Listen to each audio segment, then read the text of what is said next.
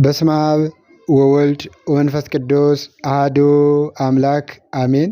መሰረታቲሃ ውስተ አድባር ቅዱሳን፣ መሰረቶቿ በተቀደሰ ተራራ ላይ ነው።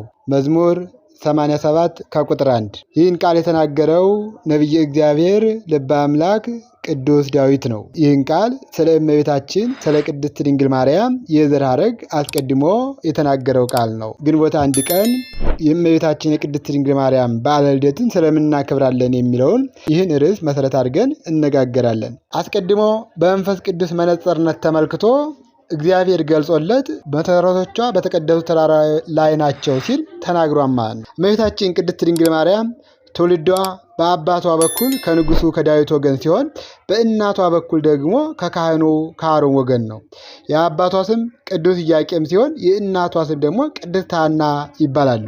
ግንቦት 1 ቀን ትንቢቱ ይፈጸም ዘንድ ቅድመ አያቶቿ ያዩት ራእይ ፍጻሜውን ያገኝ ዘንድ ግንቦት 1 ቀን በሊባኖስ ተራራ ተወልዳለች ማለት ነው። እመቤታችን ቅድስት ድንግል ማርያም በሊባኖስ ተራራ የተወለደችውም ይኸው ትንቢቱ ይፈጸም ዘንድ እንደሆነ መጽሐፍ ይነግረን ነው። ትንቢቱት ምንድን ነው ካልነ አስቀድሞ በሊባኖስ ተራራ ስለመሆኑ አስቀድሞ ጠቢቡ ሰለሞን ሙሽራዬ ሆይ ከሊባኖስ ከእኔ ጋር ከሊባኖስ ከእኔ ጋር ነይ፣ ከሳኔር ከኤርሞን ራስ ከአንበሶች መኖሪያ ከነብሮች ተራራ ተመልከች እያለ አስቀድሞ ስለ እመቤታችን ስለ ቅድስት ድንግል ማርያም ትንቢትን ተናግሮ ነበርና ይህ ትንቢት ይፈጸም ዘንድ እመቤታችን ቅድስት ድንግል ማርያም በሊባኖስ ተራራ ተወልዳለች ማለት ነው። ግንቦት 1 ቀን የእመቤታችን የቅድስት ድንግል ማርያም ልደቷን የምናከብረው ስለምንድን ነው ካልነ በዚህ ቀን አንደኛው የእመቤታችን ወደዚህ ዓለም መምጣት ለሰው ልጆች የድኅነት ተስፋ የተገለጠበት ቀን ስለሆነ ነው ማለት ነው።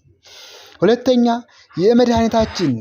የመድኃኒታችን መንገድ ስለሆነች እግዚአብሔር ሰውን ለማዳን የመረጠው ቅድስት ድንግል ማርያምን ነውና ልደቷ የተለመደ ልደት ሳይሆን የድኅነት መጀመሪያ ምልክት ስለሆነ ይህን ቀን በተለየ ሁኔታ እናከብረዋለን ማለት ነው። ሶስተኛ እመቤታችን ቅድስት ድንግል ማርያም የተስፋ እናት ስለሆነ ሊቁ አባ ሕርያቆስ እንደተናገረው አንቲ ውእቱ ተስፋሁ ለአዳም አመ ይሰደድም ገነት፣ አዳም ከገነት በተሰደደ ጊዜ ተስፋ አንቺ ነሽ ብሎ እንደተናገረው የተስፋ እናት ስለሆነች በብሉይ ኪዳን ነቢያት የተናገሩት የመዳናችን ተስፋ በእርሷ ስለተፈጸመ፣ ስለዚህ ልደቷ የደስታና የተስፋ ቀን ስለሆነ ልደቷን በደመቀ ሁኔታ እናከብረዋለን ማለት ነው። ይህ ቀን ለእኛ የተለየ ቀን ነው ማለት ነው። እመቤት የድኅነታችን ምክንያት የሆነች አማላጃችን የሆነች ድንግል ማርያም የተወለደችበት ዕለት ስለሆነ ይህን ቀን በተለየ ሁኔታ እናከብረዋለንና በዓሉን አክብረን ከእመቤታችን ቅድስት ድንግል ማርያም በረከት እንድናገኝ የአምላካችን የልዑል እግዚአብሔር ፈቃድ የእናታችን ድንግል ማርያም አማላጅነት አይለየን። ይቆያል።